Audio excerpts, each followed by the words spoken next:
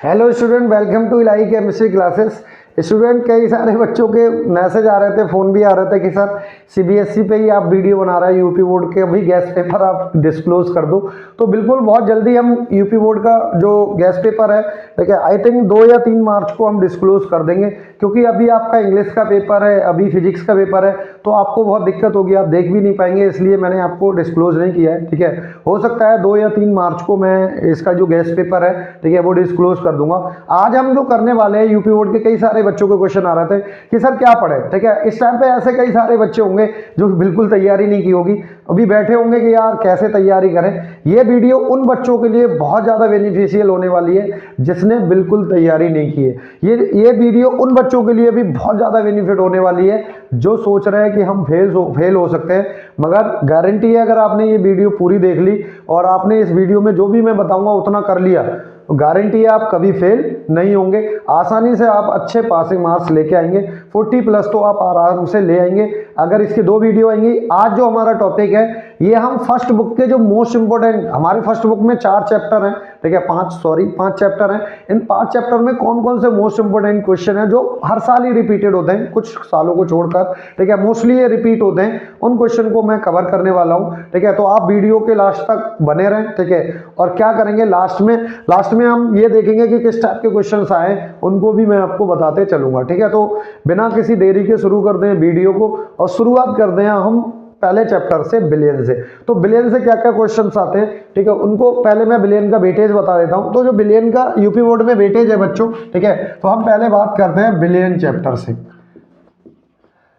Billion का जो weightage है ये 7 नंबर का आएगा। ठीक है, अब ये 7 नंबर का जो आएगा तो सारा कुछ सारा कुछ आपका थ्योरी आएगी क्या, सारी थ्योरी आएगी या कुछ न्यूमेरिकल आएगी। तो बहुत अच्छा वेटेज है, वो मैं आपको बता के दिखाऊं। ठीक है, यहाँ पर होता क्या है, इन 7 नंबर को ये 2 पार्ट में तोड़ता है। कैसे में, एक तो इसमें से अंक यानी कि न्यूमेरिकल आता है, ठीक है, एक न्यूमेरिकल पार्ट आता है और दूसरा आता है हमारे पास थ्योरी पार्ट। अब क्या क्या न्यूमेरिकल कितने नंबर के और थ्योरी कितने नंबर की आती है। न्यूमेरिकल मुश्किल से ज्यादा से 3, 4 और 5, ये 3 टाइप के न्यूमेरिकल आपको मिल सकते हैं यहाँ से। या तो 3 नंबर का न्यूमेरिकल मिलेगा, 2 नंबर का, ठीक है, बनते हैं, मगर मैं ये नहीं कह रहा हूँ कतई नहीं बनते हैं, वो रेयर चांस है। 3 नंबर, 4 नंबर, 5 नंबर के न्यूमेरिकल आपको मिल जाएंगे और पिछले साल इससे 5 नंबर का न्यूमेरिकल आ चुका है। ठीक है, तो हम 5 पे ज्यादा फोकस नहीं कर रहे हैं, हम रिलाय कर रहे हैं कि 4 या 3 का कोई ना कोई न्यूमेरिकल आपको जरूर मिलेगा। अगर हम बात करें थ्योरी, तो थ्योरी में अगर हम बात करें तो थ्योरी, अब जाहिर सी बात है, अब यहाँ पर डिपेंड करती है, अगर 3 नंबर का न्यूमेरिकल है तो 4 नंबर की थ्योरी आ सकती है। ठीक है, 4 नंबर का न्यूमेरिकल है तो 3 नंबर की थ्योरी आ सकती है, और 5 नंबर का अगर कोई न्यूमेरिकल आता है तो 2 नंबर की थ्योरी आपको इससे चैप्टर से मिल जाएगी।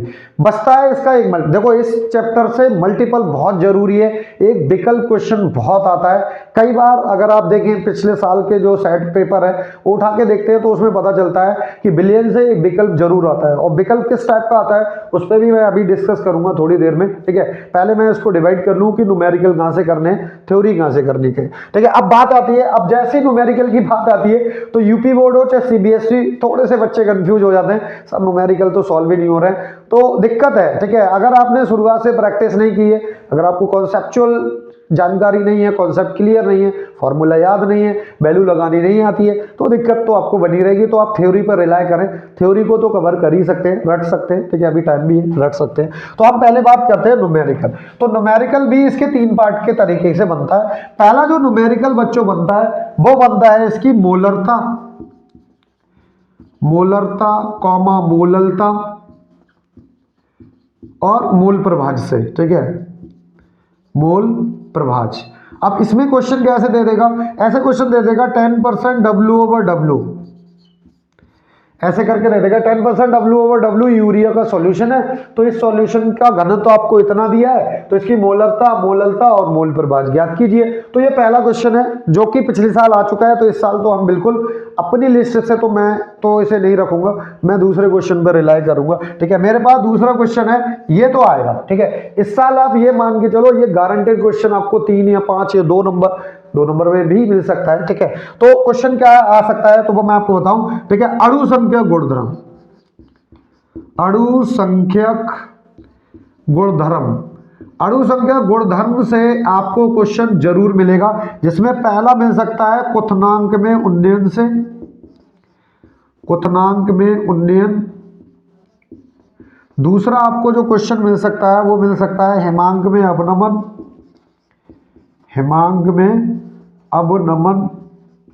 तीसरा जो क्वेश्चन आपको मिल सकता है बच्चों, ठीक है, बास दाब में आपेक्षिक अवनमन से, बास दाब में आपेक्षिक अवनमन से, आपेक्षिक अवनमन। यानी कुल मिला के अगर हम बात करें तो अणु संख्या गुणधर्म से एक क्वेश्चन आपको गारंटेड मिल जाएगा। परासरण दाब भी यहाँ पर बचता है चौथा है हमारे पास परासरण दाब। तो यहाँ पर आप देख रहे हैं बच्चों, ठीक है, सीबीएसई ने भी ये क्वेश्चन यहाँ पर पूछा है, ठीक है, वास्तव में अपेक्षित अवनमन से। देखो सीबीएसई के जो सॉल्यूशन वीडियो है बच्चों वो यूट्यूब पे पढ़ी है, तो जो अगर आप यूपी बोर्ड के हो तो उसमें देख लेना, क्वेश्चन बिल्कुल सेम तो नहीं कह सकते, ज्यादातर क्वेश्चन वहां से उठ सकते हैं, बस इंग्लिश को हिंदी में कन्वर्ट कर देगा। तो डिटेल्ड वीडियो है वो आप देख लें, ठीक है, वहां से आपको बहुत हेल्प मिल जाएगी, ठीक है। हिंदी में ही समझाया मैंने, ज्यादातर इंग्लिश में नहीं समझाया, ठीक है। तो ये आपका, ठीक है, ये क्वेश्चन बहुत बढ़िया है, यहां से क्वेश्चन आपका जरूर उठ सकता है, ठीक है, मोलरता देश। अब क्वेश्चन एक और बचता है, अगर यहां पर वॉन्टअप कारक यूज कर दिया, अगर वॉन्टअप कारक का यूज अगर इन्हीं अणुओं के गुणधर्म में कर दिया तो बच्चों ये 5 नंबर का क्वेश्चन बचता है, ठीक है, ये यहां से निकल के नहीं जाता है, ठीक है। बहुत रेयर चांस है, बहुत रेयर चांस है हेनरी के नियम से विकल्प न्यूमेरिकल पूछना और राउल्ट के नियम से। तो राउल्ट के नियम से थोड़े ब्राइट चांस है कंपैरिजन टू हेनरी लॉ, ठीक है। तो यहाँ से क्वेश्चन आपके आसानी से बन सकते हैं। तो न्यूमेरिकल पोर्शन आपको ये करना है। अब अगर हम बात करें थ्योरी, तो थ्योरी में पहली जो आपको याद करनी है, इसमें आपको मोलरता, ये 1 नंबर की पक्की सौदा है, ठीक है, 1 नंबर के आ सकते हैं, मोलरता, मोललता और मोल प्रभाज, इनको डिफाइन करा लेता है कि आप बताओ, ठीक है, कि ये क्या होते हैं, मोल प्रभाज, this and this and this, ठीक है। दूसरा आपसे पूछेगा, ठीक है, बहुत अच्छे, राउल्ट का नियम, राउल्ट का नियम। जब भी राउल्ट का नियम आता है बच्चों तो इसके साथ पूंछ जरूर लग के आती है, और वो क्या आती है, इसकी सीमाएं। तो आपको सीमाएं लिखाई गई है, ठीक है, सीमाएं क्या होती हैं, ठीक है, वो आपको लिखाई गई हैं, वो आप पढ़ सकते हो। तीसरा आपको पढ़ना है हेनरी का नियम, हेनरी का नियम। अब जो हेनरी का नियम भी जब कभी भी आया है तो इसके अनुप्रयोग चिपक के आते हैं पूंछ की तरह, ठीक है, अनुप्रयोग आपको करके जाने हैं। अगर आपने अनुप्रयोग कर लिया तो आप बहुत अच्छा कर पाएंगे। इसके बाद चौथा अगर हम बात करें, चौथा कौन सा थ्योरी है जो आप इसमें से ज्यादातर पूछी जाती है, ठीक है, चौथा जो क्वेश्चन आता है वो आता है परासरण दाब से, परासरण दाब। आपसे क्वेश्चन पूछेगा परासरण दाब से आप क्या समझते हैं, ठीक है, और किस किस टाइप के क्वेश्चन परासरण दाब से आप क्या समझते हैं, और बस इतना ज्यादातर क्वेश्चन आपको मिल जाएगा, ठीक है। पांचवा अगर हम बात करें समपरासारी विलयन, समपरासारी विलयन, इसे हम क्या बोलते हैं, इसे हम बोलते हैं आइसोटोनिक सॉल्यूशन या आइसोटोनिक विलयन। तो हिंदी में लिख देगा आइसोटोनिक विलयन से आप क्या समझते हैं। कई बच्चे फेल, ठीक है, बेहोश हो जाएंगे, आइसोटोनिक क्या होता है ये तो बताया भी नहीं भैया। समपरासारी विलयन को आइसोटोनिक विलयन भी कहते हैं, और ऐसा चूना यूपी बोर्ड को बहुत लगाया जाता है, इंग्लिश के वर्ड का हिंदी मीनिंग लिख देगा और कई बच्चे उसे याद नहीं रखते हैं। तो समपरासारी विलयन क्या होता है, बाकी इसके बाद में आपको क्या करना है, इतना तो आप कर ही लेंगे, ठीक है, इतना आपका थ्योरी हो गया। हाँ, इसमें एक चीज और बची है, छठा जो टॉपिक है जो मैं यहाँ पर कवर करूंगा, ठीक है, राउल्ट के नियम से धनात्मक तथा ऋणात्मक विचलन, धनात्मक तथा ऋणात्मक विचलन प्रदर्शित करने वाले विलयन। ध्यान रखना है, राउल्ट के नियम से धनात्मक ऋणात्मक विचलन करने वाले नियम के साथ साथ मैंने आपको इनके उदाहरण भी लिखा है, तो उदाहरण जरूर करके जाना कि राउल्ट का नियम के लिए क्या उदाहरण है, राउल्ट के नियम प्रदर्शित करने वाले कौन से विलयन है उनके उदाहरण लिखा है, राउल्ट के नियम से धनात्मक विचलन और ऋणात्मक सब लिखा है, उनको आप डिटेल जरूर करके जाएंगे। अब ओवरऑल बचता है, इससे मल्टीपल किस टाइप का आता है, तो मल्टीपल आपको एक न्यूमेरिकल फॉर्म में मिल सकता है। कह देगा कि ऐसे करके मोलरता से क्वेश्चन मिल जाता है कि 49 ग्राम सल्फ्यूरिक अम्ल को, ठीक है, या फिर NaOH से बहुत क्वेश्चन आता है, कह देगा आपको, ठीक है, NaOH आपका, ठीक है, Na 23 होता है और कितना हो गया 16, 23, 16, 39 और 41, ऐसे करके कह देगा 80 ग्राम NaOH को 500 ml विलयन में घोला गया है तो इसकी मोलरता होगी। 4 मल्टीपल रखे होंगे, मोलरता, मोललता या मोल प्रवाह, इसमें से एक विकल्प आपको न्यूमेरिकल के फॉर्म में मिल जाता है। फिर दूसरा विकल्प क्या मिलता है, बहुत क्वेश्चन इससे पूछे जाते हैं, और ये जो दूसरा विकल्प मिलता है वो मैं आपको बताऊं। इसमें देखो एक चीज और बची है, जो हमारे पास जो बच्चे पढ़ते हैं उनके पास होगी, आई होप जो अदर है उनके पास ये चीज नहीं होगी। साथ में आपके पास बचते हैं बच्चों स्पेशल क्वेश्चन। स्पेशल क्वेश्चन ये मान के चलो, ये मैंने हर एक चैप्टर में कम से कम 10-10, 12-12 क्वेश्चन लिखा है, इनको तो आप बिल्कुल छोड़ के नहीं जाएं। ये चीजों के साथ अगर ये कर लिया, 7 नंबर तो आपके पक्के हैं, विलियन से कहीं जाएंगे ही नहीं, ठीक है, ये आप आसानी से करेंगे, ठीक है, अगर न्यूमेरिकल सही से कर लिए तो।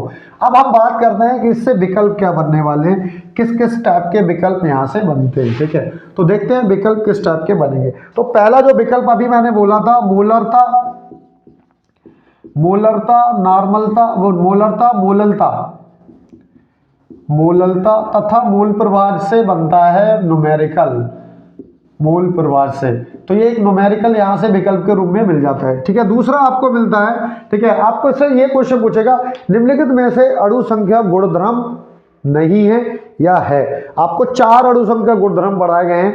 बास दाब में आपेक्षिक अवनमन, ध्यान रहे, बास दाब में आपेक्षिक अवनमन आपका अणु संख्या गुणधर्म है, बास दाब नहीं है, ठीक है। दूसरा आपका क्वथनांक में उन्नयन, ध्यान रहे, क्वथनांक में उन्नयन अणु संख्या गुणधर्म है, क्वथनांक नहीं है, ठीक है। दूसरा हेमांक में अवनमन, हेमांक अणु संख्या गुणधर्म नहीं है, ठीक है, हेमांक में अवनमन यस अणु संख्या गुणधर्म है। अगेन परासरण आपका, ठीक है, अणु संख्या गुणधर्म नहीं है, क्या है, परासरण दाब, ठीक है। तो ये ध्यान रखना है। तो 4 विकल्प दे देगा, निम्नलिखित में से अणु संख्या गुणधर्म नहीं है। ये दूसरे टाइप का विकल्प बनता है। तीसरे टाइप का जो विकल्प इनने बनाना शुरू किया है वो इस टाइप से कर देता, 4 आपको सॉल्यूशन दे देगा। जैसे मैं आपको बता दूं, ये 4 सॉल्यूशन देगा, 0.01 m NaCl का सॉल्यूशन दे देगा, ऐसे करके दूसरा विकल्प बना देता है, 0.01 m K2SO4 विकल्प दे देगा, ठीक है। तीसरा यहाँ से दे देगा 0.01 m Al2SO4 का होल थ्राइस, ऐसे सॉल्यूशन दे देगा, और चौथा दे देगा 0.01 m ग्लूकोज का सॉल्यूशन दे देगा। अब आपसे यहाँ से कई सारे क्वेश्चन पूछ सकता है, ठीक है। जनरली ये आपसे 3 क्वेश्चन तो पूछता ही है। पहला आपसे पूछेगा, बताओ ऐसा कौन सा विलयन है जो सबसे ज्यादा क्वथनांक रखता हो, ठीक है। अब क्वथनांक कैसे निकालते हैं, तो बच्चों आपने पढ़ा था कि डेल्टा टीवी बराबर होता है टीवी माइनस टीवी नॉट, ठीक है। अगर आपको टीवी की वैल्यू चाहिए तो टीवी होता है क्वथनांक, विलयन का क्वथनांक। सबसे अधिक क्वथनांक रखता कौन सा विलयन क्वथनांक रखेगा, तो हम कर देंगे TV not plus delta TV. Again आप देख रहे हैं ये तो फिक्स रहता है वाटर का, ठीक है, 373 रहेगा। बात करती है डेल्टा टीवी अगर बढ़ेगी तो टीवी बढ़ेगा, और डेल्टा टीवी जो होती है वो IKBM होता है। एम होती है कंसंट्रेशन टर्म, सबकी कंसंट्रेशन सेम है, एम को आप हटा सकते हो। केबी सबके लिए वाटर है तो केबी भी सेम होगा, यानी ये डिपेंड करेगा वन टॉप कारक पे। जिसका वन टॉप कारक ज्यादा उसका डेल्टा टीवी ज्यादा, उसका क्वथनांक भी ज्यादा होगा। अगर हम बात करें इसका 2 होगा तो इसका जो वन टॉप कारक होगा वो 2 होगा, इसका 3 होगा, इसका 3 और 2 5 होगा, और इसका 1 होगा। अब मैं ये कैसे बता रहा हूं, तो ये वन टॉप कारक निकालने का एक तरीका होता है, लेकिन अगर आपको दिक्कत हो तो मैं इस पर शॉर्ट वीडियो बना के आपको जरूर समझा दूंगा 4-5 मिनट में। तो इसका मतलब सबसे ज्यादा आई इसके लिए होगा, तो सबसे ज्यादा जो क्वथनांक होगा बच्चों, ठीक है, वो तीसरे का होगा। आपसे क्वेश्चन ये भी पूछ सकता था कि सबसे अधिक हेमांक कौन रखता है, ठीक है। सबसे अधिक हेमांक, हेमांक में थोड़ा उल्टा हो जाएगा, डेल्टा TF बराबर TF नॉट माइनस TF होता है। इसका मतलब TF equal to TF naught minus delta TF। जिसका डेल्टा TF ज्यादा उसका हेमांक सबसे कम होगा, जिसका डेल्टा TF सबसे कम उसका हेमांक सबसे ज्यादा होगा। अब डेल्टा TF किस पे डिपेंड करेगा, डेल्टा TF डिपेंड करेगा केवल आई पर, ठीक है। कंसंट्रेशन सेम है, ठीक है, और केबी KF भी सेम रहेगी। आई बढ़ेगी तो डेल्टा TF बढ़ेगा और TF घटेगा। अब आई सबसे कम आई होगा ग्लूकोज के लिए 1, इसके लिए 3, इसके लिए 2, 3, इसके लिए 5 होगा, 3 और 2 5, ठीक है, इसके लिए 2 होगा। अब आई सबसे कम ग्लूकोज है तो सबसे ज्यादा जो आई की वैल्यू इसके लिए कम होगी तो TF ज्यादा होगा, इसका मतलब सबसे ज्यादा जो हेमांक होगा वो ग्लूकोज का होगा। यहां से ये भी पूछ सकता था कि सबसे ज्यादा परासरण दाब किसका होगा, तो पाई भी किस पर डिपेंड करेगी, आई पर। जिसका आई ज्यादा होगा उसका परासरण दाब भी ज्यादा होगा। तो ये थोड़ा सा ट्रिकी क्वेश्चन है, मगर पूछा जाता है बिलियन में, कुछ कर नहीं सकते। तो ये इसके मल्टीपल यहाँ से बन सकते हैं। एक मल्टीपल और बहुत सालों से बन रहा है, ठीक है, कैसे, आपसे ये क्वेश्चन पूछ लेता है, बताओ ऐसी कौन सी अणुसंख्या गुणधर्म है जिसका उपयोग करके हम अणुभार, ठीक है, जो बहुलक होते हैं उनका अणुभार ज्ञात करते हैं। ध्यान रखना 4 अणुसंख्या गुणधर्म है, इकलौता एक अणुसंख्या गुणधर्म है जिससे हम बहुलक का अणुभार ज्ञात कर सकते हैं, और वो है आपका परासरण दाब। तो इसे आप जरूर ध्यान से करके जाएं, ठीक है। परासरण क्या होता है, और प्रतिलोम परासरण को भी आप छोड़े नहीं, ठीक है, वहां से भी आप क्वेश्चन बन सकते हैं। विकल्प इस टाइप के ही बने तो आप इतने विकल्प आप यहां से कर सकते हैं। वन टॉप कारक से विकल्प अभी तक बना नहीं है, बना तो अच्छा बनेगा, ठीक है। ये तो बात हुई हमारी बिलियन की। अब हमारे पास जो सेकंड चैप्टर है बच्चों, वो है हमारे पास, ठीक है, वैद्युत रसायन। वैद्युत रसायन को भी हम मेनली 2 कैटेगरीज में तो तोड़ते ही हैं, ठीक है। वैद्युत रसायन जो होता है, इसका जो वेटेज है बच्चों वो 9 नंबर का है, ठीक है। सबसे ज्यादा वेटेज रखने वाला ये चैप्टर है वैद्युत रसायन। तो वैद्युत रसायन का जो वेटेज है बच्चों वो 9 नंबर का है। अब 9 नंबर को इनने 2 पार्ट में तोड़ रखा है, अगेन न्यूमेरिकल पोर्शन में, ठीक है, इससे भी न्यूमेरिकल आता है, ठीक है, और दूसरा आता है इसका थ्योरी पोर्शन। अब कैसे कैसे न्यूमेरिकल आते हैं, तो इसका जो पहला न्यूमेरिकल बनता है, ठीक है, वो ज्यादातर क्वेश्चन आपसे बनेंगे, नरनस्ट इक्वेशन बहुत ही इंपॉर्टेंट है, बहुत क्वेश्चन, नरनस्ट समीकरण, यहां से आपको बहुत क्वेश्चन मिलने वाले हैं, और इस साल का टारगेटिंग क्वेश्चन है, ठीक है। अगर हम बात करें वेटेज क्या रहता है, अब वो न्यूमेरिकल डिपेंड करता है कैसे बनाता है, उसके बेस पे थ्योरी भी कवर हो जाएगी। नरनस्ट समीकरण से न्यूमेरिकल आएगा गारंटेड, ये आपको ध्यान रखना है। ई सेल बराबर E naught cell minus 0.059 upon N log 10 base product की कंसंट्रेशन अपॉन रिएक्टेंट की कंसंट्रेशन।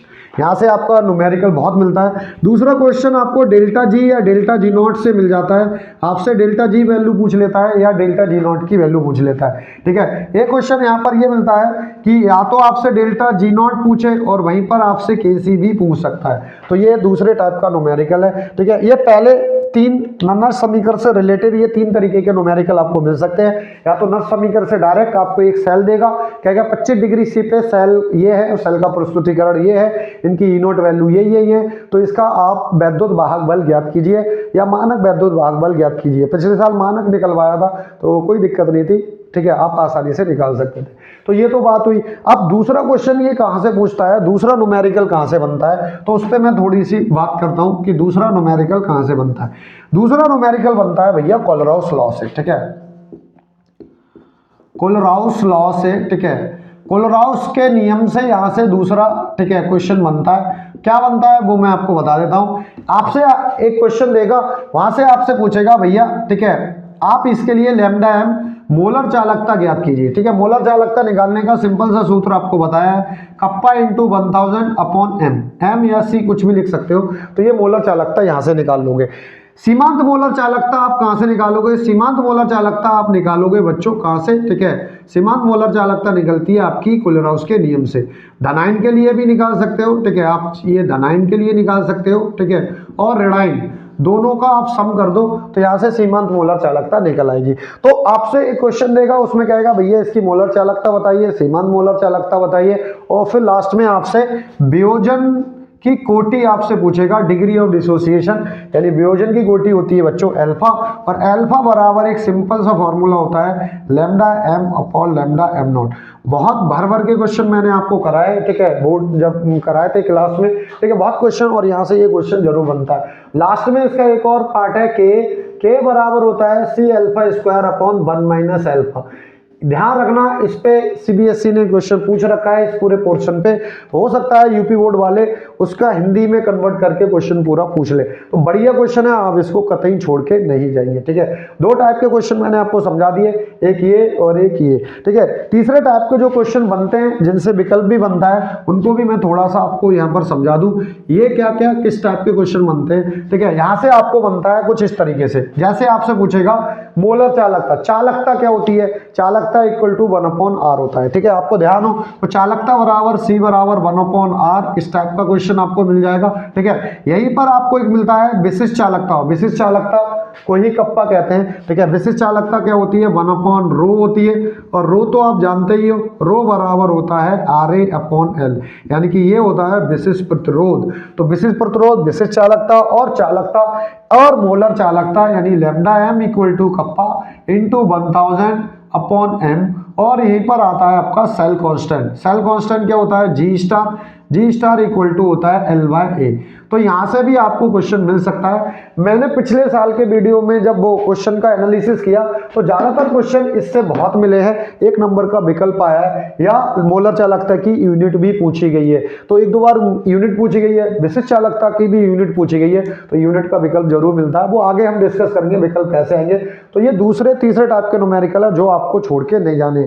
और लास्ट आपका बचता है, और वो बचता है फैराडे का प्रथम नियम। ध्यान रहे, फैराडे के प्रथम नियम के न्यूमेरिकल आप करके जाएंगे, द्वितीय नियम के मत करके जाना, कोई दिक्कत नहीं है, आते भी नहीं है। तो फैराडे के प्रथम नियम, फैराडे के प्रथम नियम से न्यूमेरिकल कैसे आते हैं, ठीक है। तो आपको बताया गया था W बराबर होता है बच्चों EIT/96,500, ये फॉर्मूला आपका ड्राइव होके आता है। यहाँ पर E क्या होता है, E होता है तुल्यांकी भार। कई बच्चे इसमें कंफ्यूज रहते हैं बच्चों, कैसे निकलता है, तुल्यांकी भार होता है अणुभार बटे संयोजकता गुणांक।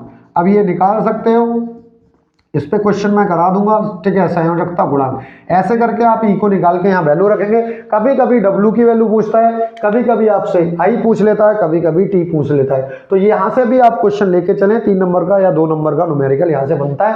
और लास्ट में जो टर्म बचती है वो बनती है आवेश की गणना, Q बराबर NF। तो आपसे पूछ सकता है कि मोल्टन CaCl2 को 20 ग्राम मोल्टन CaCO2 को कैल्शियम डिपॉजिट 40 ग्राम कैल्शियम डिपॉजिट करने के लिए कितना चार्ज या कितना आवेश हमें देना पड़ेगा। तो इस टाइप के भी क्वेश्चन आप छोड़ के नहीं जाएं। CBSE ने रिसेंटली अभी एक क्वेश्चन पूछा था, ठीक है, उसमें जो क्वेश्चन आया था वो मैं आपको बता दूं। कह रहा है कि 1 मोल H2O को ठीक है डिसोसिएट करने के लिए, यानी कि वियोजित करने के लिए कितना आवेश रिक्वायर्ड होगा। तो ये H प्लस बनेगा, प्लस ऑफ O2 बनती, और साथ में 2 इलेक्ट्रॉन निकल के 2H प्लस बनते। देखो 1 मोल है, इससे ये बन रहा है। तो Q बराबर हमारे पास होता है NF, तो N होता है ट्रांसफर ऑफ इलेक्ट्रॉन, यानी कि 2 फैराडे हमें चाहिए Q। अगर तुम्हें फैराडे में नहीं निकालना है, 2 इंटू फैराडे की वैल्यू कितनी होती है 96,500 कूलम पर मोल, ये आपका राइट आंसर हो जाता, ठीक है। तो ये क्वेश्चन आपका ऑलरेडी CBSE पूछ चुकी है, तो आपसे भी पूछ सकता है हिंदी में बना के, ठीक है। अब बढ़ते हैं हम आगे कि थ्योरी कहाँ से इसमें से आएगी। ये तो न्यूमेरिकल पोर्शन की बात हुई जो आपको करने हैं। तो न्यूमेरिकल का आपको टेंशन लेना नहीं है। वीडियो जो हमारी वीडियो यूट्यूब चैनल पे पड़ी है उनमें मैंने 5 पार्ट कराए न्यूमेरिकल में। 5 पार्ट अगर आपने कर लिए, गारंटी है बहुत एक भी क्वेश्चन आप न्यूमेरिकल का नहीं छोड़ के आएंगे, क्योंकि मैंने उसमें 26 क्वेश्चन कराए। उन 26 क्वेश्चन में से ही न्यूमेरिकल आने वाला है, और टेंशन वाली कोई बात है नहीं। वीडियो को आप देखो, ठीक है, और देख के आप समझे, ठीक है, और वहां से आप आसानी से न्यूमेरिकल यूपी बोर्ड में फोड़ के चले आएंगे, ठीक है। बढ़ता है हमारे पास थ्योरी की तरफ। पहला जो थ्योरी होता है वो होता है लवण सेतु।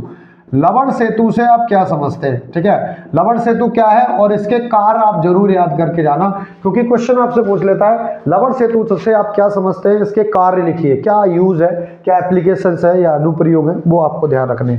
दूसरा क्वेश्चन यहां से बनता है ये, ठीक है, इलेक्ट्रोड विभव। ये बहुत क्वेश्चन आता है, ठीक है, 1 नंबर या 2 नंबर, 2 नंबर की मैं कहूंगा, ठीक है। इलेक्ट्रोड विभव, ठीक है, इलेक्ट्रोड विभव से बहुत क्वेश्चन आते हैं। 1 नंबर की नहीं, इलेक्ट्रोड विभव से आप क्या समझते हैं, इसको प्रभावित करने वाले कारक। बच्चों आप इसके कारक जरूर याद करके जाएं, क्योंकि कारक भी विकल्प के रूप में बन जाते हैं, अभी मैं बताऊंगा आपको। तो ध्यान रखना, इलेक्ट्रोड विभव से आप क्या समझते हैं, इसको प्रभावित करने वाले कारक। इलेक्ट्रोड विभव मानक इलेक्ट्रोड विभव में थोड़ा सा डिफरेंस है। मानक परिस्थितियों में अगर हम इलेक्ट्रोड विभव को कैलकुलेट करते हैं तो मानक इलेक्ट्रोड विभव बन जाता है, ठीक है। तो आपको कारक बहुत अच्छे से पढ़ने, 2 नंबर की पक्की सौदा आ जाती है, ठीक है। तीसरा अगर हम बात करें तो ज्यादातर आपने पढ़ी होगी वैद्युत और रासायनिक श्रेणी, वहां से विकल्प बनता है, उसको मैं बाद में बात करता हूं। मैं यहां पर बढ़ता हूं, ठीक है। किस टाइप के क्वेश्चन आते हैं, अपचायक क्षमता और ऑक्सीकारक क्षमता से भी क्वेश्चन आते हैं। ये बहुत अच्छा क्वेश्चन है, सीबीएसई का पक्का पकाया क्वेश्चन है और ये यूपी बोर्ड बार बार इसे पूछता है। तो ऑक्सीकारक क्षमता, अपचायक क्षमता पे क्वेश्चन मैंने करा रखे हैं, उन्हें देखना, ठीक है, वहां से आप इसे कर सकते हो। तीसरा जो चौथा क्वेश्चन है जो यहाँ से बनेगा, भैया ये तो बहुत इंपॉर्टेंट है, कटेगा नहीं, कोलराउस का नियम, ठीक है, कोलराउस का नियम, इसे आप बहुत अच्छे से करके जाएंगे। कोलराउस का नियम आ रहा है, पक्का पकाया है, साथ में आते हैं अनुप्रयोग, ठीक है। कोलराउस के नियम से आप क्या समझते हो, इसके अनुप्रयोग लिखिए। तो इसके 2 नंबर का क्वेश्चन आपका कहीं गया नहीं है, ठीक है। पांचवा आपका बचता है फैराडे के नियम। फैराडे के नियम, फैराडे के 2 नियम है, प्रथम नियम पे ज्यादा फोकस करना। अब ऐसा नहीं है कि द्वितीय आप पढ़े नहीं, पढ़ लेना, आएगा तो आप छाप देंगे यहाँ से, ठीक है। ये 5 क्वेश्चन होते हैं, ठीक है, जो आपको याद रखने। इसके बाद जो छठा क्वेश्चन है, जो आपको बहुत ज्यादा क्वेश्चन पूछा जाता है, आपसे पूछा जाता है सीमांत मोलर चालकता। सीमांत मोलर चालकता, सीमांत मोलर चालकता से आप क्या समझते हैं, उदाहरण देके समझाइए, ठीक है। और अगला आता है 7वां, मोलर चालकता। मोलर चालकता, ये भी क्वेश्चन बहुत ज्यादा पूछा गया है। इसके बाद में हमारे पास सेल आ जाते हैं, ठीक है। सेल क्या होता है, बहुत क्वेश्चन आता है, ईंधन सेल। ईंधन सेल से आप क्या समझते हो, इसके लाभ तथा हानि लिखिए, सब कुछ लिखाइए, ठीक है, और इसकी सेल अभिक्रिया जरूर करके जाए। नमा होता है हमारे पास शीश संचायक सेल। शीश संचायक सेल, शीश संचायक सेल किस प्रकार का बैटरी है, प्राथमिक है, द्वितीय, ये द्वितीय बैटरी है। और इसका क्या रिएक्शन होती है जब ये चार्ज होता है, यानी कि जब ये आवेशित होता है तो क्या होगी, और निरावेशित होता है तो क्या होगी। तो ये सेल अभिक्रियाएं आप अच्छे से करके जाए, ठीक है। इतना ही कुछ आएगा, ज्यादा इससे कुछ करना नहीं है। तो ये तो बात हुई हमारे पास थ्योरी की, इतनी थ्योरी है, ठीक है। यहाँ पर एक क्वेश्चन और आता है, मगर अब वो चांस कम है, ठीक है। मानक हाइड्रोजन विभव, मानक हाइड्रोजन इलेक्ट्रोड, मानक हाइड्रोजन इलेक्ट्रोड, ये और देख लेना, ठीक है, आ जाता है कभी कभी, ठीक है, मगर ज्यादातर ये नहीं आता है, टेंशन मत लो, ठीक है। मानक हाइड्रोजन इलेक्ट्रोड विभव, बस इतना आप कर लेंगे। अगर आपने इतना कर लिया थ्योरी से, न्यूमेरिकल मैंने आपको बता दिए, तो आप बहुत अच्छा 9 नंबर आसानी से आप फोड़ के चले जाएंगे, कुछ बचेगा नहीं। अब हम बात करते हैं इसके विकल्प कैसे बनते हैं। तो विकल्प कैसे बनते हैं उस पर हम थोड़ी सी चर्चा करते हैं। तो ये विकल्प कहाँ से इसके बनते हैं। तो जो पहला विकल्प बनता है इकाई पर, इकाई को लेके न्यूमेरिकल बना लेता है, ये विकल्प बना है हमें, ठीक है, ऐसे नहीं बोल रहा हूँ हवा में, मैंने बहुत ज्यादा पेपर का एनालिसिस किया, वहां से मैं आपको बता रहा हूँ ये कैसे बनता है। तो इकाई में आपको क्या देखना है, इकाई में आपको मोलर चालकता, मोलर चालकता की इकाई देखनी है, ठीक है। मोलर चालकता की इकाई से बन जाता है, ठीक है। यहां से विशिष्ट चालकता की आप इकाई देखें, विशिष्ट चालकता, यहां से आपका न्यूमेरिकल बन जाएगा, ठीक है। सेल नियतांक ऐसे ऐसे करके, मतलब आपको विशिष्ट चालकता, चालकता, ठीक है, सेल नियतांक, इनकी इकाई जरूर देख के जानी है, क्योंकि इकाई, ठीक है, चालकता की ऐसा ही इकाई क्या होती है, साइमन होती है, सबको पता है, तुम्हें भी पता है, ठीक है। तो बस ये ध्यान रखना है, चालकता से विकल्प बनता है। दूसरा, जब भी इसका क्वेश्चन बनता है तो एक न्यूमेरिकल ये भी रखने की कोशिश करता है। कैसे करने की करता है वो मैं आपको बता देता हूँ। न्यूमेरिकल आपको रख देगा कुछ इस तरीके से, कैसे, ऐसे रख देता है कि भैया एक सीमांत मोलर, तो इसकी मोलर चालकता होगी, ऐसे करके क्वेश्चन पूछ लेगा, भाई इसकी मोलर चालकता होगी, 4 वैल्यू दे देगा कि कितनी होगी। तो आपको फॉर्मूला लगाना पड़ेगा, यही lambda M equal to kappa into 1000 upon M, ये फॉर्मूला लगा के आप सॉल्व करेंगे तो 4 में से कोई एक विकल्प आपका फिक्स हो जाएगा। तो न्यूमेरिकल यहाँ से मिल सकता है, बिल्कुल मिल सकता है। अब इसका जो क्वेश्चन बनता है आगे अगर हम बात करें तो ये हो गई, ठीक है। तीसरा जो विकल्प बनने के जो चांसेस है, बहुत ज्यादा क्वेश्चन बनाता है, वो बनाता है कि सबसे ज्यादा प्रबल अपचायक होगा, सबसे ज्यादा, ठीक है, ऑक्सीकारक कौन होगा, या क्रियाशीलता का क्रम। 4 विकल्प दे देता है, यानी कि ए बी सी डी 4 आपको तत्व दे देगा, और चारों तत्व के मानक इलेक्ट्रोड विभव या मानक ऑक्सीकरण विभव आपको दे देगा। मानक इलेक्ट्रोड विभव देता है, मतलब अपचायक विभव, मानक अपचायक विभव देगा। उसके आधार से पूछेगा इनकी क्रियाशीलता की घटते हुए क्रम में लगाओ, क्रियाशीलता किसकी ज्यादा होगी, क्रियाशीलता। दूसरा आपको बोला है ऑक्सीकारक क्षमता, ऑक्सीकारक क्षमता। तीसरा आपसे बोलेगा अपचायक क्षमता। बस ये टाइप के जो क्वेश्चन है वो मैंने आपको क्लास में बहुत कराए हैं, 4-5 क्वेश्चन इससे रिलेटेड करा दिए हैं, ठीक है, आप आसानी से कर सकते हैं। चौथा जो लास्ट विकल्प बनता है वो बनता है वैद्युत रासायनिक श्रेणी से। कैसे बनता है वो मैं आपको बता देता हूँ। वैद्युत रासायनिक श्रेणी क्या होती है, कैसे कैसे क्वेश्चन आते हैं, उस पर एक डिटेल्ड वीडियो ऑलरेडी आपके यूट्यूब पे है, उस पर आप देखें, बहुत अच्छे से क्वेश्चन कर पाएंगे। इसमें से क्वेश्चन आपके ये बना देगा, देखो 4 देगा, कहेगा बताओ इनमें से ऐसा कौन सा तत्व है जो तनु HCl के साथ हाइड्रोजन गैस को, ठीक है, तनु HCl के साथ हाइड्रोजन गैस को विस्थापित करेगा। तो आप बता सकते हैं कौन सा होगा, जो हाइड्रोजन से ऊपर जितने भी तत्व हैं वो हाइड्रोजन गैस को विस्थापित कर देते हैं तनु HCl के साथ। आपसे ये पूछ सकता है बताओ कौन सी अभिक्रिया संभव नहीं है या असंभव है, वो क्वेश्चन आपसे पूछ सकता है। एक क्वेश्चन बहुत आता है, कॉपर सल्फेट के जलीय विलयन में आयरन की रॉड डालने पर कॉपर का जो कलर होता है वो धीरे धीरे नीला कलर गायब हो जाता है, क्यों? ये भी क्वेश्चन आपको ध्यान रखना है, यानी कि इसमें स्पेशल क्वेश्चन में वो मैंने करा रखे हैं, तो स्पेशल क्वेश्चन आप जरूर करके जाए।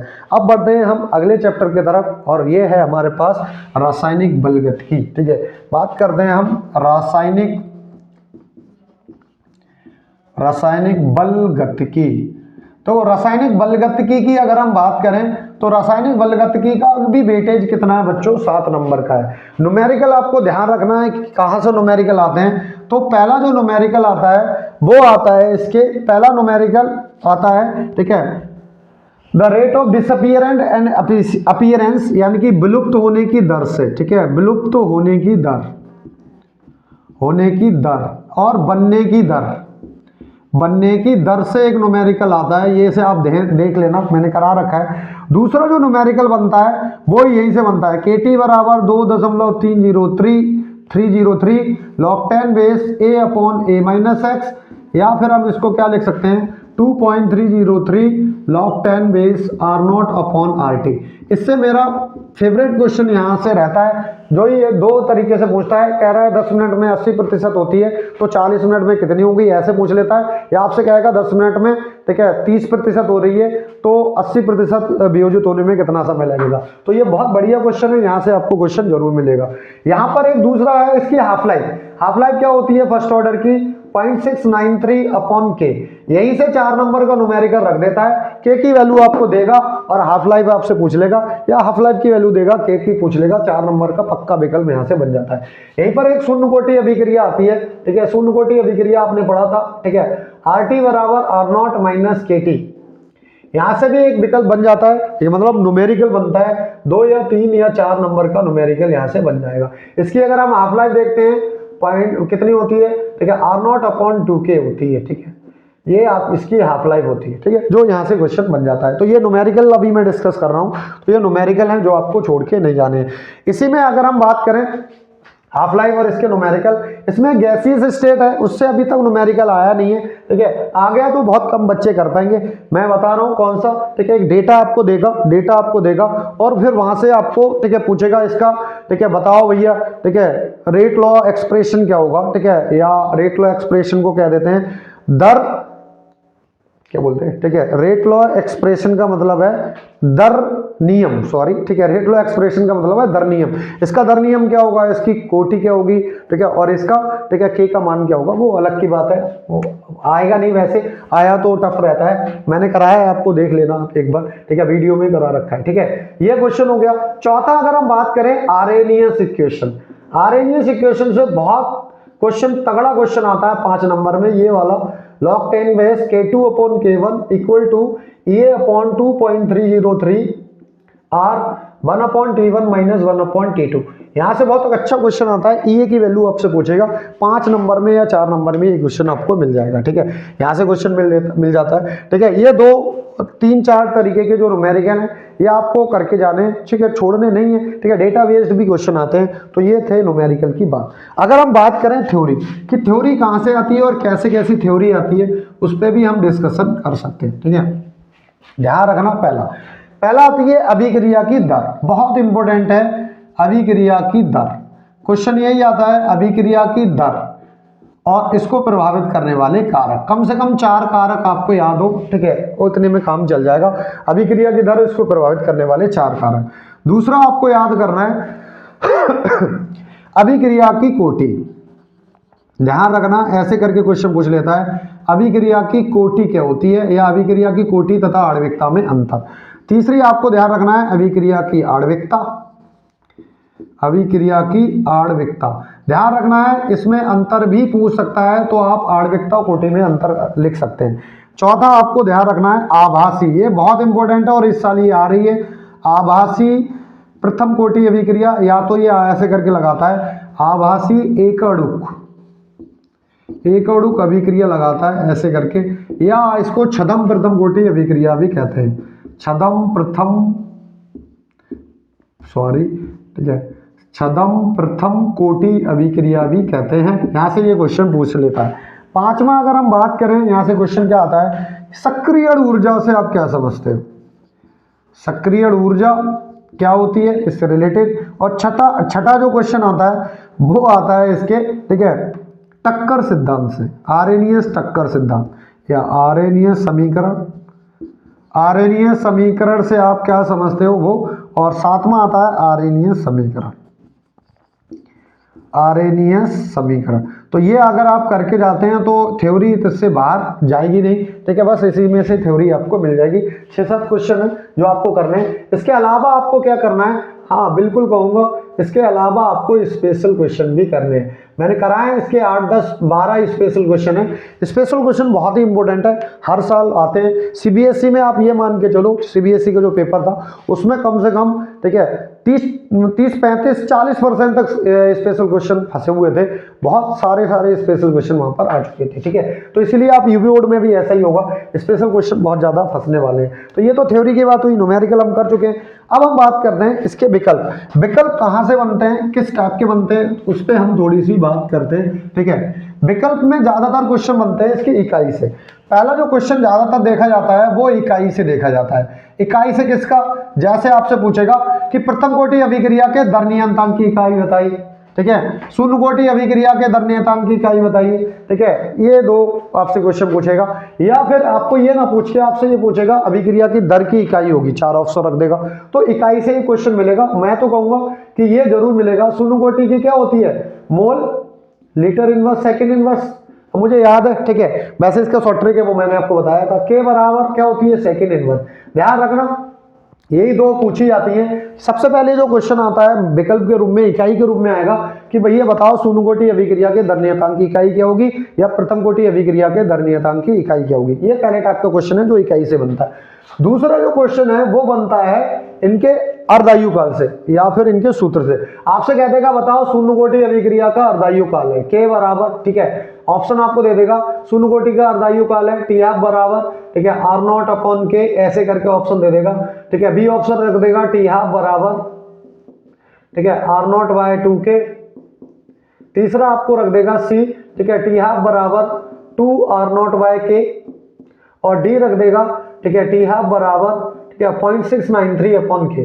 तो आपको ये ध्यान रखना है शून्य कोटि प्रथम कोटि दो के तो आपको अर्धायु काल के सूत्र याद रखने हैं। तो शून्य कोटि का क्या होता है, आर नॉट बाय 2 के, तो ये आपका आंसर हो जाएगा। सेम प्रथम कोटि का भी आपको दर नियतांक, सॉरी, अर्धायु काल का सूत्र याद रखना है। ये तो दूसरा क्वेश्चन हो गया जो आपको सूत्र से रिलेटेड दे सकता है। या फिर कभी कभी ये क्या कर देता है, क्वेश्चन भी रख देता है, कह देता है प्रथम कोटि अभिक्रिया का व्यंजक है, 4 ऑप्शन रख देगा कि टी बराबर 2.303 log 10 बेस, ठीक है, R naught upon R T, ऐसे करके ऑप्शन रख देता है, ठीक है।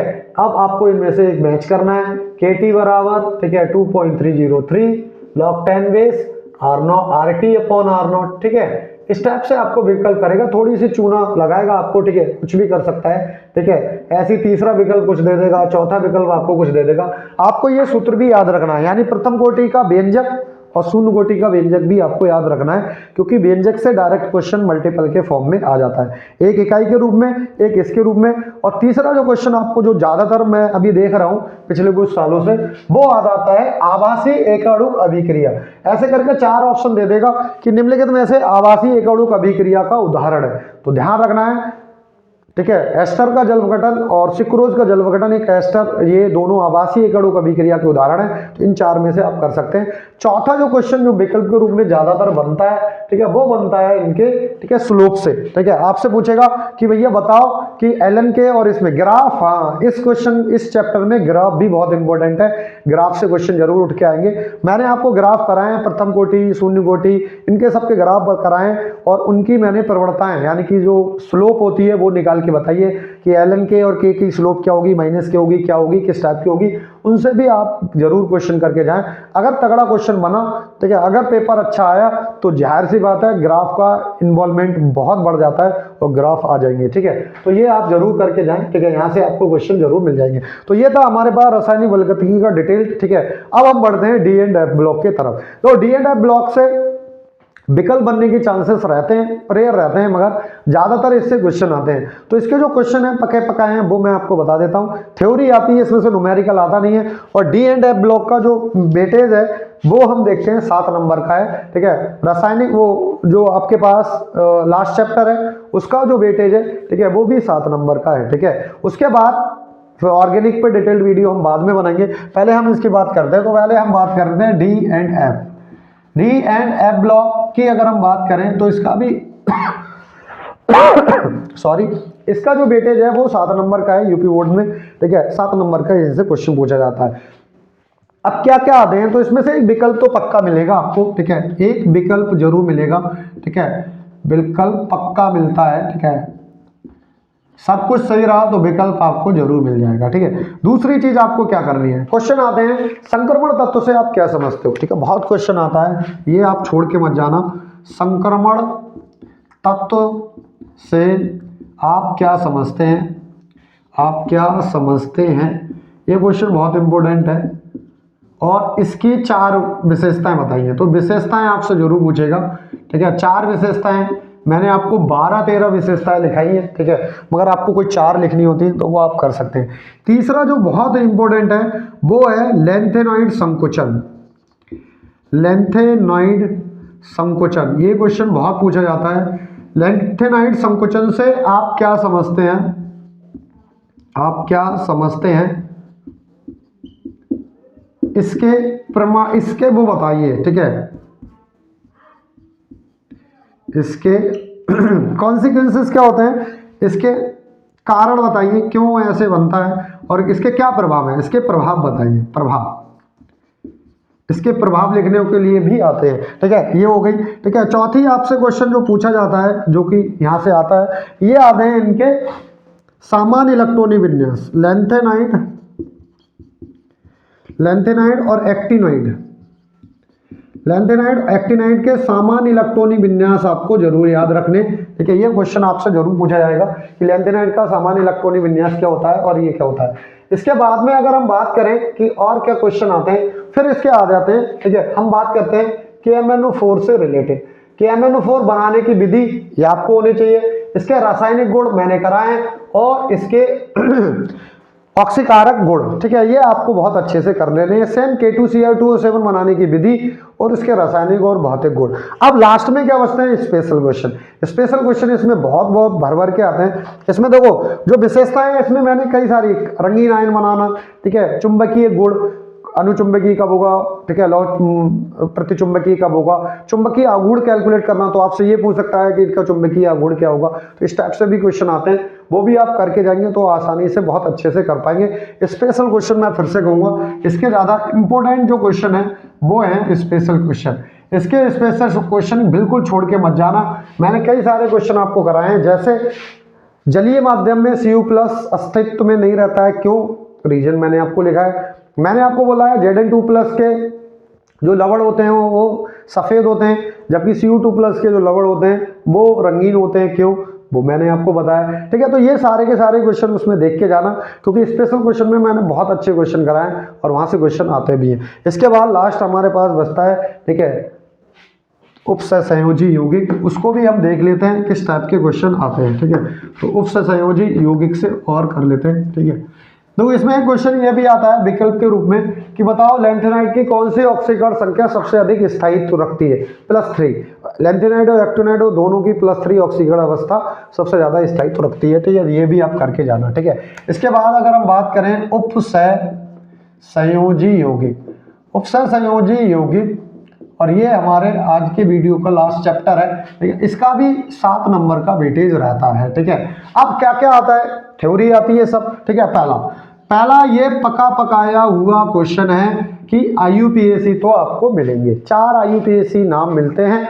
अब वो कौन से मिलेंगे वो आप देख लेना, टनैनिक हो सकता है, रेडानिक हो सकता है, दोनों कैटानिक एनानिक रेडानिक हो सकते हैं, तो वो डिपेंड करता है, ठीक है। मैंने इस पर डिटेल वीडियो बनाई है, उसे आप देख सकते हैं, ठीक है, किस टाइप के IUPAC मिल सकते हैं। दूसरा क्वेश्चन ये है कि आपको IUPAC नाम दे, IUPAC नाम देगा तो फिर क्या पूछेगा, संरचना आपसे पूछ लेगा कि ये कौन सा कॉम्प्लेक्स बनेगा। ये भी क्वेश्चन अब घूम के आने लगे हैं, यूपी बोर्ड पूछने लगा है, ठीक है। तीसरा आपसे यहाँ पर समन्वय संख्या क्या होती है, ठीक है, इससे क्वेश्चन आपसे मिल जाता है, समन्वय संख्या, ठीक है। चौथा आपसे पूछ सकता है EAN रूल या EAN नियम, इसे हम बोलते हैं, ठीक है, प्रभावी, ठीक है, इफेक्टिव एटॉमिक न्यूक्लियर चार्ज, ठीक है, प्रभावी परमाणु क्रमांक का नियम है, ठीक है, ये नियम से आ जाता है, ठीक है, ज्यादातर, ठीक है। ये भी क्वेश्चन आपको ज्यादातर मिल जाएगा विकल्प थ्योरी के रूप में, ठीक है। पांचवा जो क्वेश्चन, ये तो पका पकाया है, बर्नर का सिद्धांत, ठीक है भैया, ये नहीं कटेगा, पिछले साल आ चुका है, मुझे इस साल कटने के चांसेस लग रहे हैं इसके। बर्नर का सिद्धांत, सीमाएं जरूर चिपक के आती है। छठा, ये बहुत इंपॉर्टेंट है, ये नहीं करना चाहिए, ठीक है, संयोजी बंध सिद्धांत, ये आएगा संयोजी बंध सिद्धांत, और कुछ इस तरीके से आएगा, वो भी मैं आपको बताता हूं। संयोजी बंध सिद्धांत, इसके पोस्टुलेट मैंने आपको कराए, वो आप कर लेना। इसमें क्वेश्चन देगा कि ये क्वेश्चन देगा इसका संकरण बताइए, आंतः संकुल है या बाह्य संकुल है, ठीक है, और चुंबकीय गुण बताइए, ठीक है, हाई स्पिन है, लो स्पिन है, इस टाइप के क्वेश्चन मैंने बहुत कराए हैं, समन्वय संख्या 4 में भी, 6 में भी, उसको आप जरूर करके यहाँ से जाएंगे, ठीक है। सातवां जो आपका बनता है वो बनती है CFT, क्रिस्टल क्षेत्र सिद्धांत, क्रिस्टल क्षेत्र सिद्धांत। अब क्रिस्टल क्षेत्र सिद्धांत 2 कंडीशन में होता है, एक तो होता है अष्टफलकीय में विपाटन ऊर्जा, और एक होता है चतुष्फलकीय में विपाटन। तो आप ध्यान रखना, क्रिस्टल सिद्धांत में अष्टफलकीय ज्यादा इंपोर्टेंट है दोनों इंपोर्टेंट। इसमें आती है क्रिस्टल क्षेत्र CF ऐसी आती है, जैसे हम क्रिस्टल फील्ड स्प्लिटिंग ऊर्जा, जैसे हम क्रिस्टल क्षेत्र विपाटन ऊर्जा कहते हैं, जिसको इंग्लिश में CFSE कहते हैं, क्रिस्टल क्षेत्र, ठीक है, स्प्लिटिंग एनर्जी, यानी क्रिस्टल क्षेत्र विपाटन ऊर्जा से आप क्या समझते हैं, इसको जरूर भर के जाए, ठीक है। ध्यान रखना, क्रिस्टल क्षेत्र से अब मैंने इलेक्ट्रॉनिक विन्यास भरने दिखाए हैं T2G और EG की फॉर्म में, ठीक है, इनका इलेक्ट्रॉनिक विन्यास भी आप जरूर करके जाएं, क्योंकि यहाँ से क्वेश्चन बन सकते हैं, ठीक है। तो ये तो बात हुई हमारी थ्योरी टॉपिक की, इससे ये थ्योरी टॉपिक आपको कवर करने, BBT, CFT, ठीक है, बर्नर का सिद्धांत, ठीक है, IUPAC आपको जरूर करने। हाँ भाई, समावेवता भी बचती है, और समावेवता में आपको करना है, सबसे पहले आपको करनी है लिंकेज समावेवता। बात क्वेश्चन आता है कि लिंकेज समावेवता से आप क्या समझते हैं, उदाहरण देके समझाइए। 10वीं आपको करनी है, ठीक है, 10वीं आती है ज्यामितीय समावेवता, और ये क्वेश्चन आता है कि 4 नंबर कोऑर्डिनेशन नंबर 4 में जो चतुष्फलकीय है वो ज्यामितीय समावेवता प्रदर्शित नहीं करती, क्यों, ये क्वेश्चन CBSE में भी आया। ज्यामितीय समावेवता मैंने बहुत अच्छे से क्वेश्चन कराए हैं, इस पे डिटेल्ड आपको समझाया बहुत, ठीक है। 11वां आपको करना है, ठीक है, लिंकेज हो गई। इसके बाद आपको पढ़नी है आयनन समावेवता, आयनन समावेवता, यहाँ से आपको क्वेश्चन मिल जाएगा, ठीक है। 12वां आप देखें तो ये ज्यादातर क्वेश्चन आते नहीं, कर लो आप प्रकाशिक समावेवता से भी क्वेश्चन मिल जाते हैं, प्रकाशिक समावेवता। इसके बाद जो लास्ट टॉपिक जो हमारे बचते हैं वो बनते हैं लिगेंड। दो लिगेंड आपको बताया था क्या होते हैं, लिगेंड वो होते हैं जो कि केंद्रीय धातु परमाणु को इलेक्ट्रॉन प्रोवाइड करा देते हैं। तो यहाँ पर आपके कई सारे बनते हैं, जैसे एक दंतुक लिगेंड, एक दंतुक लिगेंड से आप क्या समझते हैं बताओ, ठीक है। द्विदंतुक लिगेंड, द्विदंतुक लिगेंड ये आपको करके जाना है। सबसे इंपॉर्टेंट इनमें सबसे ज्यादा ये है तीसरा उभयदंती, ये बहुत क्वेश्चन आता है। उभयदंती लिगेंड से आप क्या समझते हैं, उदाहरण देके बताइए। कभी कभी विकल्प भी आ जाता है निम्नलिखित में से उभयदंती लिगेंड है, तो 4 ऑप्शन में से एक उभयदंती लिगेंड आप लगा सकते हैं। CBSE में भी सेम क्वेश्चन ऐसा ही पूछा गया था, तो इसको आप जरूर पढ़ के जाएं। EDTA भैया, EDTA 4 क्या होती है, EDTA 4- की दंतुकता 6 होती है, इसे आप जरूर करके जाएं, जिससे आपके क्वेश्चन बन सकते हैं, ठीक है। ये तो बात हुई इनकी थ्योरी।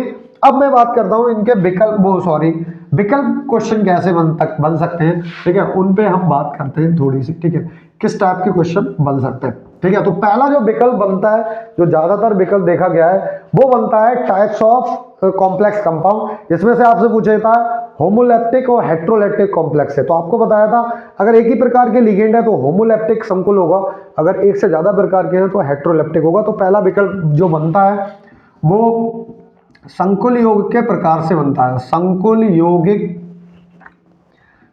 यौगिकों के प्रकार से बनता है, ठीक है। जिसमें आपसे पूछेगा होमोलैप्टिक और हेट्रोलैप्टिक संकुल क्या होते हैं, इससे क्वेश्चन आपका बन जाता है विकल्प के रूप में। दूसरा आपका क्वेश्चन बन जाता है समन्वय संख्या से, समन्वय संख्या। अब ये समन्वय संख्या से कैसे बनेगा, चार आपको विकल्प दे देगा, क्या आएगा ऐसे करके क्वेश्चन बना देगा। देखो मैं आपको बना के दिखाता हूं, K4FeCN6 की समन्वय संख्या है, चार विकल्प कर देगा आपको। पहला विकल्प दे देगा 2, दूसरा विकल्प दे देगा 6, तीसरा विकल्प दे देगा 4 और चौथा विकल्प आपको दे देगा नन ऑफ दिस, ठीक है। इस टाइप से आप लगा सकते हैं। तो आप देखें ये कितनी समन्वय संख्या का मतलब है, जो समन्वय संख्या के अंदर कितने ये उपसंयोजी बंध बना रहा है, 6 बना रहा है, तो इसकी जो समन्वय संख्या होगी वो कितनी होगी, 6। या फिर कभी कभी इसी तरीके से आपसे पूछेगा कि ये संकुल है कि Fe की ऑक्सीकरण संख्या क्या है, ऑक्सीकरण संख्या, ऐसे करके क्वेश्चन आपको रख देगा, ऑप्शन यही रख देगा, चलो रख लेते हैं, ठीक है। तो क्या आएगी 6, 2 आएगी इसकी ऑक्सीकरण संख्या। तो ऑक्सीकरण संख्या ये या तो संकुल यौगिक देके समन्वय संख्या पूछ लेगा, या फिर संकुल यौगिक देके क्या पूछ लेगा, ऑक्सीकरण संख्या पूछ लेगा, जैसे मैंने आपको क्वेश्चन में कराई है। तो ये दोनों है, दोनों तरीके के आप क्वेश्चन जरूर करके जाए, ठीक है। यहाँ से एक विकल्प मिलने के चांसेस रहते हैं। अगला जो विकल्प बनता है, तीसरे तरीके का जो विकल्प बनता है, जो ज्यादातर मोस्टली देखा जाता है, ठीक है, वो बनता है दंतुकता के आधार पर। आपसे कहेगा कि उभयदंती लिगेंड है, उभयदंती लिगेंड है, तो चार ऑप्शन यहां पर रख देगा। पहला ऑप्शन रख देगा NO2-, दूसरा ऑप्शन रख देगा आपसे SCN-, ठीक है, तीसरा, ठीक है, लिगेंड रख देगा क्या, ठीक है, CN-, और डी आपको रख देगा ऑल ऑफ दीज, ठीक है, उपरोक्त सभी। तो राज की बात ये है बच्चों, ठीक है, ये डी ऑप्शन इसका सही होगा। क्यों, क्योंकि NO2-, SCN- और CN- ये तीनों उभयदंती लिगेंड होते हैं, दो तरीके से केंद्रीय धातु परमाणु से जुड़ सकते हैं। तो इस टाइप का आप क्वेश्चन जरूर करके जाएं, इसमें से क्वेश्चन आपको मिल सकता है। और ध्यान रखना, अगर एक उभयदंती लिगेंड है तो वो हमेशा लिंकेज आइसोमेरिज्म प्रदर्शित करेगा, लिंकेज समावेशता। तो ये सब अगर इनमें से कोई भी लिगेंड के फॉर्म में रहा तो लिंकेज आइसोमेरिज्म हो जाएगी, यानी कि लिंकेज समावेशता हो जाएगी, ठीक है। ये हुआ इसका तीसरे टाइप का विकल्प। चौथे टाइप का जो विकल्प बन रहा है, ज्यादातर जो क्वेश्चन पूछे जाते हैं, ठीक है, वो इस तरीके से पूछे जा सकते हैं, निम्नलिखित में से, ठीक है, चुंबकीय होगा, प्रतिचुंबकीय होगा, चार ऑप्शन आपको दे देगा। चुंबकीय आघूर्ण किसका कितना होगा, जैसे आपको कोई क्वेश्चन दे दे उसमें से पूछे कि इसका चुंबकीय आघूर्ण क्या होगा, या फिर आपको एक विकल्प देके IUPAC पूछ लेगा कि इस संकुल का IUPAC नाम क्या होगा। और इनसे सबसे ज्यादा इंपॉर्टेंट आता है भैया बर्नर सिद्धांत का। आपसे एक क्वेश्चन दे देगा, कहेगा भैया जो एक कंपाउंड है, जैसे ये पूछेगा, एक कंपाउंड मैं आपको बता देता हूं, कंपाउंड है NiCl2.4NH3 की अभिक्रिया, ऐसे करके बोलेगा कि अभिक्रिया AgNO3 से कराते हैं, AgNO3 से कराते हैं, तो AgNO3 के कराने पर 2 मोल ऑफ AgCl के प्राप्त होते हैं। तो सबसे पहले Na की समन्वय संख्या होगी, तो आप वो द्वितीयक संयोजकता होगी, तो आपसे क्वेश्चन दे देगा 2 होगी द्वितीयक संयोजकता, द्वितीयक संयोजकता 4 होगी, द्वितीयक संयोजकता 6 होगी और द्वितीयक संयोजकता 8 होगी, ऐसे करके क्वेश्चन दे देगा। तो बड़ा सिंपल सा मैंने आपको क्वेश्चन कराया था, मैंने आपको बोला था जो भी कंपाउंड है, ये बर्नर सिद्धांत का क्वेश्चन है, ठीक है, 4NH3, इसके रिएक्शन आप AgNO3 से करा रहे हो, AgNO3 से कराने पर 2 मोल ऑफ AgCl मिल रहे हैं, बस यहीं पर पूरी कहानी है। अगर 2 मोल AgCl के मिल रहे हैं तो Cl कितने मिल रहे हैं, 2, इसका मतलब दोनों Cl का होंगे कोऑर्डिनेट स्फीयर के बाहर होंगे, तो इसका जो स्ट्रक्चर बनता है NiNH3 बनेगा।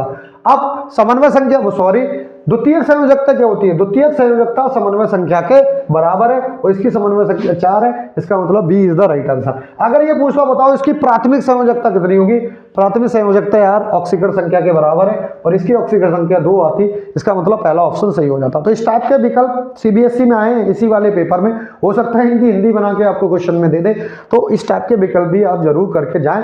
अब इसके बाद जो लास्ट विकल्प बनता है वो बनता है आपको कोई कॉम्प्लेक्स दे दे और पूछे इसमें किस प्रकार की समावयवता है, उसको मैं और समझा देता हूं, ठीक है, फिर आज की वीडियो हो जाएगी खत्म। ठीक है, तो क्या है, जैसे ये क्वेश्चन सीबीएसई का उठा लेता हूं, ये क्वेश्चन आया था PTEN whole twice Cl2 plus.